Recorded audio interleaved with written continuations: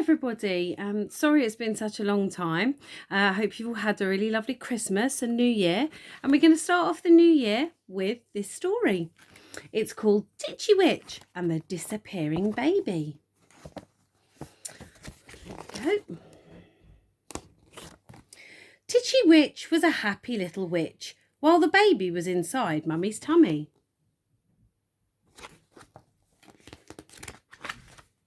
But then one day, Weenie Witch came out. There she is. It was magic, but not the kind of magic Titchy Witch liked. Being a Titchy Witch big sister was no fun at all.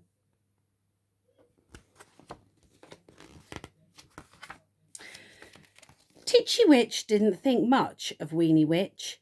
They made too much work and terrible Weenie Witch smells.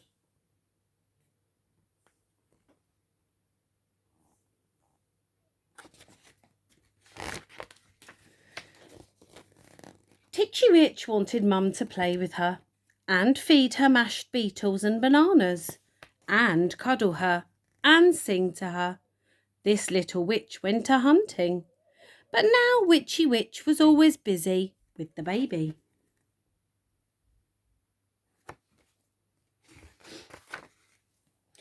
There was always visitors standing around the cradle, oohing and ahhing. "Isn't that bewitching?" they said. "Oh, yes," said Witchy Witch. "Oh, yuck," said Titchy Witch.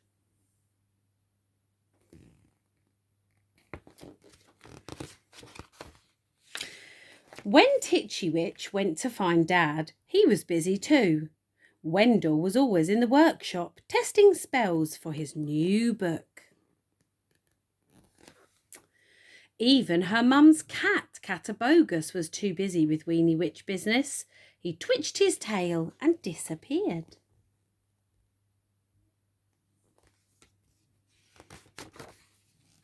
Titchy Witch tried to disappear too, but she wasn't very good at her spells yet. Sometimes she practiced on visitors, or Eric, or Victor. Luckily, her spells didn't last very long.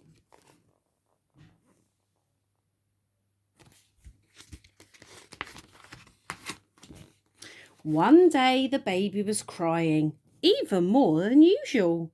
Mum said she must be cutting a new fang. When Mum went for a rest, she left Titchy Witch to watch the baby. The noise was giving her a headache. Titchy Witch peeped into the cradle and her nose began to twitch and her fingers began to wiggle. Oh dear, what's she going to do? Suddenly a spell popped into her head and the magic word just popped out. "Fizzy fuzzy rabbit's ear, make this baby disappear." Oh dear. Well, it was quiet now. Weenie Witch hadn't exactly disappeared, but her head had gone. Titchy Witch looked for the baby's head, but she couldn't find it anywhere. Just then along came trouble. It was Catabogus. Oh dear, I think she's going to be in trouble now. Catabogus thought he was the boss of the house. He twitched his tail crossly. "What's going on?" he asked. Titchy Witch was thinking, and she made up a good story. But the cat said, and I want no tarry diddles." So Titchy Witch had to tell the truth. "It was only a little spell," she said. The cat growled.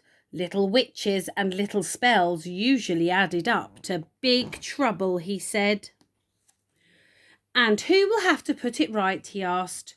"You will," said Titchy Witch sadly. She hoped that the cat would put it right.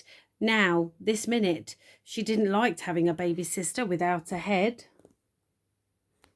I think she's a bit sad now. Catabogus knew lots of magic and he liked to show it off. He stretched very tall and purred some magic words under his breath. Aragon, Tarragon, Simsalabim. Winnie Witch's head reappeared and she wasn't crying now. In fact, she seemed to have enjoyed her little trip. At least she's back. But the baby looked up at her and gurgled, and it gave Titchy Witch a nice feeling in her tummy, like little bats flying around inside. No, she thought Weenie Witch sisters aren't so bad after all.